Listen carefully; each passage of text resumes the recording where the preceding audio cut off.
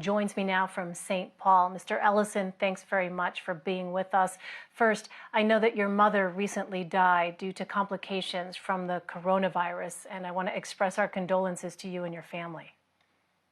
Thank you for that. My family and I really appreciate it, and we want to extend our condolences to the Americans who have lost loved ones due to Corona-19.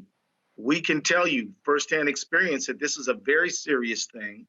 None of these stay-at-home orders are meant to punish anyone. These are meant to preserve and save as many lives as possible. And given that you can be an asymptomatic carrier running around because you feel healthy does not mean that that health will be extended to the people you are in contact with. So I ask people to obey these shelter-in-place, stay-at-home orders to, prevent people from being like our family, who've lost the very center of our family.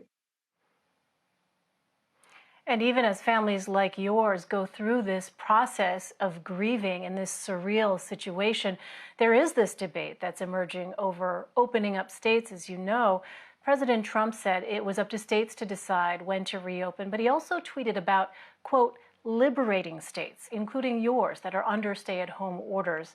As someone whose duty it is to enforce the laws of the state of Minnesota, what do you hear in that call to, quote-unquote, liberate states? I believe he's asking people to defy the governor's lawful order passed pursuant to Minnesota statutes and our Constitution designed to promote health and safety. I think what I hear is that he's not concerned about the health and welfare of the people he's asking to liberate Minnesota.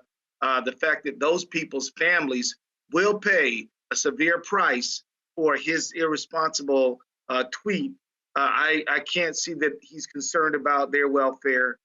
And certainly I think that it's not what we need right now. What we need right now is leaders in all places to say, this is tough, nobody likes it, we're gonna open up the country as soon as we can, but we're going to do it in a way that's going to preserve life and health. That's what we need out of him, and I'm afraid that in that tweet we didn't get it. So that's what you hear in that call. I wonder what you would say to others, though, who in that call themselves feel this dire economic situation that they are finding themselves and their family members in. And the longer that each of these stay-at-home orders goes on, the more uncertainty and stress and anxiety they feel with every passing moment. What would be your message to those folks? My message is that, look, my heart's with you. I definitely think that, the anxiety that you're feeling is understandable. But if we don't get our hands on this virus, we will see massive loss of life, which in itself will cause a lot of economic pain. Let's shelter in place now, bend the curve down now so that we can step out of this pandemic lockdown in a way that is productive and helpful for everybody into the future. Right now, if we do not shelter in place, we are going to have prolonged pain, many more deaths that are necessary. And I just say, please understand that this is, in fact, a lesser of two evils. And the economic damage is an evil, but losing your loved one, losing your own life is even worse. And we're asking people to stand together, hang together, and put health and safety first. And we will get through this thing together.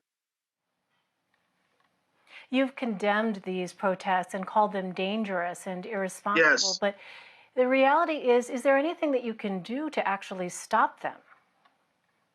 Well, yeah, there are legal tools available, but I don't want to threaten people with legal action. What I'd like them to do is understand that they're putting their loved ones at risk. The cost, these folks probably aren't too worried about a civil or criminal action being brought against them. But aren't they concerned about losing someone they love and is deeply dear to them because they're irresponsible and don't understand asymptomatic carriers? That's the problem, that they think that because they feel fine, it's fine.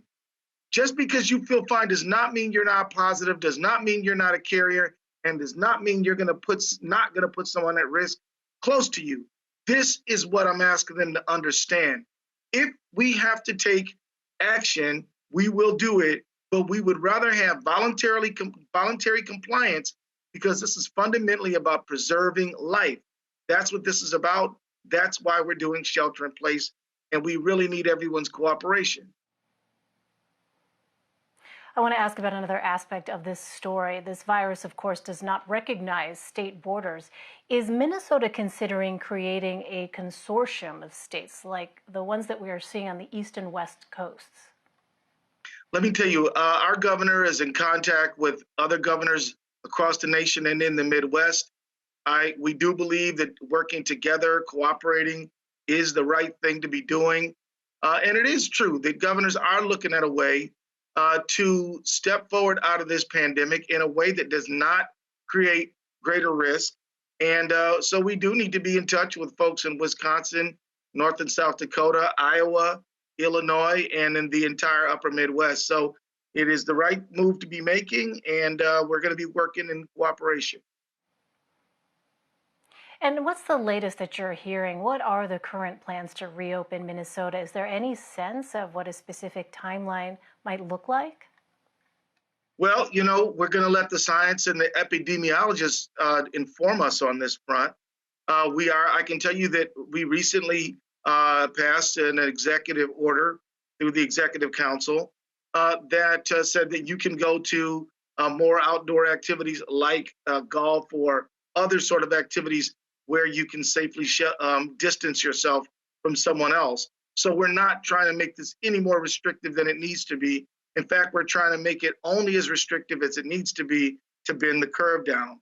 So we're constantly reviewing that. And at this point, I don't want to announce anything because I don't want to give the impression to the people that this thing's over. It's not over. We have a few more weeks to go on this, maybe more than that, but it's all driven by the health.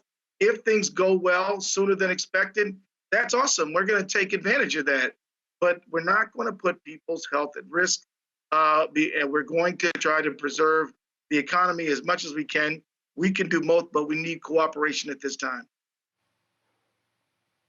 All right, Minnesota Attorney General Keith Ellison. Mr. Ellison, really grateful that you could take the time to talk to us today. Thank you very much. Thank you.